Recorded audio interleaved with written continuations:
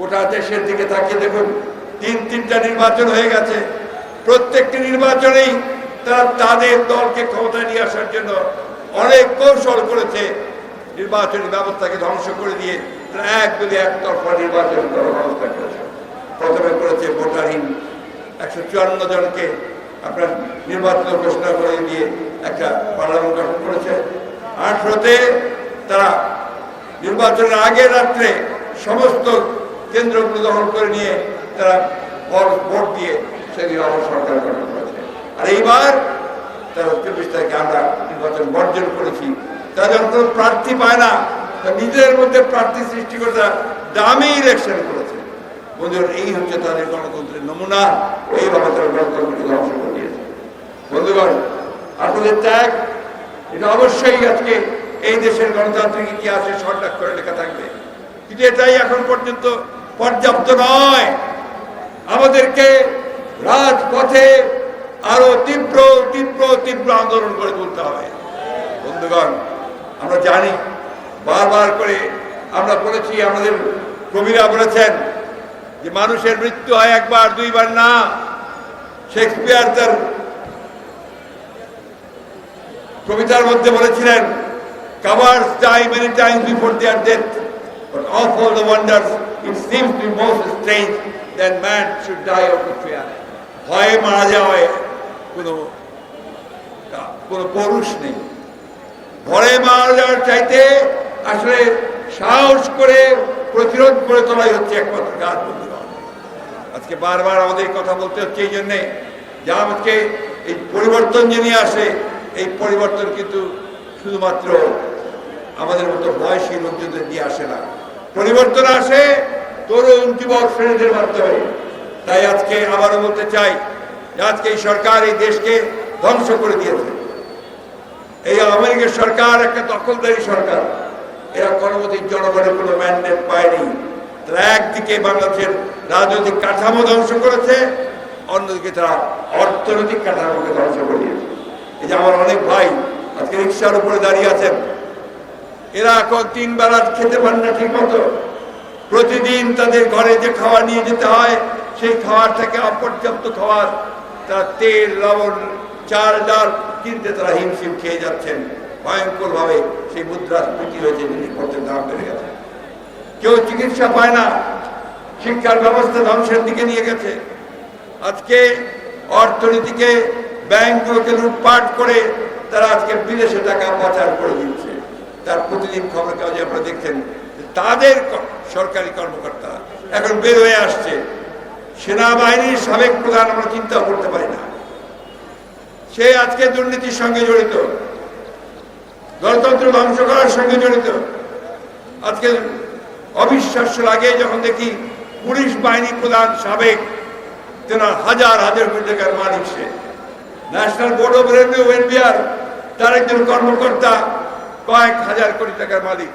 আরো একজন কর্মকর্তা, সেও আপনারা কিভাবে মালিক। এরকম ঠক বাঁচতে গাও জার হয়ে যাবে। কিন্তু বড় বড় আরো যারা আছেন, যারা রাঘব বোয়াল, যারা এই চুরির হোতা, তাদেরকে কিন্তু এখন পর্যন্ত ধরা হচ্ছে না। বন্ধুগণ,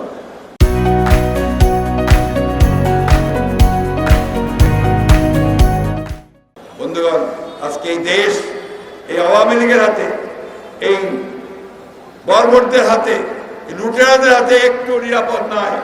একদিকে তারা আমাদের ভোটের অধিকারকে হরণ করে নিয়ে গেছে, অন্যদিকে আমাদের দেশনেত্রী বেগম খালেদা জিয়া, যিনি গণতন্ত্রের মা, যিনি গণতন্ত্রের সঙ্গে একাত্ম, তাকে বাদ দিয়ে গণতন্ত্র চিন্তা করতে পারে না। তাকে মিথ্যা মামলায় জড়িয়ে আজকে সাজা দিয়ে আটক করা হয়েছে। প্রায় 6 বছর তিনি আটক আছেন। আর কত রকমের সব কৌশল বের করে, নতুন নতুন কৌশল। আমরা খুব পরিষ্কার করে বলতে চাই, দেশনেত্রীকে মুক্ত করুন, অন্যথায় আপনাদেরকে যে কোনো পরিণতির জন্য তৈরি থাকতে হবে। বন্ধুগণ, এই দেশের মানুষ কখনোই দেশনেত্রীকে এইভাবে অন্যায়ভাবে তাকে কারাগারে বন্দি অবস্থায় তাকে চলে যেতে দেবে না। এটা আমাদেরকে মনে রাখতে হবে। শেষ কথা বলতে চাই, আমি আজকে পরিষ্কারভাবে আজকে সকলের তরফ থেকে, দলের তরফ থেকে আহ্বান জানাতে চাই, দেশনেত্রী বেগম খালেদা জিয়া আমাদের গণতন্ত্রের প্রতীক, আমাদের আন্দোলনের প্রতীক। তাকে বাঁচাতে হলে, তাকে রক্ষা করতে হলে, একই সঙ্গে আমাদের গণতন্ত্রকে রক্ষা করতে হলে, আমাদের অধিকারকে ফিরিয়ে হতে হলে আজকে আমাদেরকে সকলকে ঐক্যবদ্ধ হতে হবে। একই সঙ্গে অন্যান্য রাজনৈতিক দলগুলোর কাছে আমি আহ্বান জানাতে চাই যে আসুন, আজকে আমরা যেমন গণতান্ত্রিক অধিকারের জন্য সংগ্রাম করেছি, লড়াই করছি, যুগপৎ আন্দোলন করছি, আজকে দেশনেত্রীর মুক্তির আন্দোলনকে সেই একইভাবে একীভূত করে আমরা সবাই ঐক্যবদ্ধ হয়ে সোচ্চার আওয়াজ তুলি। এবং তরুণ যুবকদের কাছে আমার আহ্বান থাকবে যে কে আছে জওয়ান, হও আগুয়ান, হাকিছে ভবিষ্যৎ। তোমাদের হাতেই নির্ভর করছে এই দেশের ভবিষ্যৎ পরিবর্তন, একটা গণতান্ত্রিক দেশ, একটা সত্যিকার অর্থেই জনগণের দেশ, একটা জনগণের অধিকার যেখানে সুপ্রতিষ্ঠিত হবে সেই দেশ আমরা আনতে চাই। আমাদের নেতা ভারপ্রাপ্ত চেয়ারম্যান তারেক রহমান আজকে সুদূরে তিনি নির্বাচিত হয়ে তার প্রতি চরম অন্যায় করা হয়েছে, তাকেও মিথ্যা মামলা দিয়ে, তাকে সাজা দিয়ে তাকে নির্বাসিত করে রাখা হয়েছে। আমরা সেখান থেকেও তার বেরিয়ে আসার মুক্তি চাই। বন্ধুগণ, আমরা সমস্ত নেতা কর্মীদের মামলাগুলো প্রত্যাহার চাই।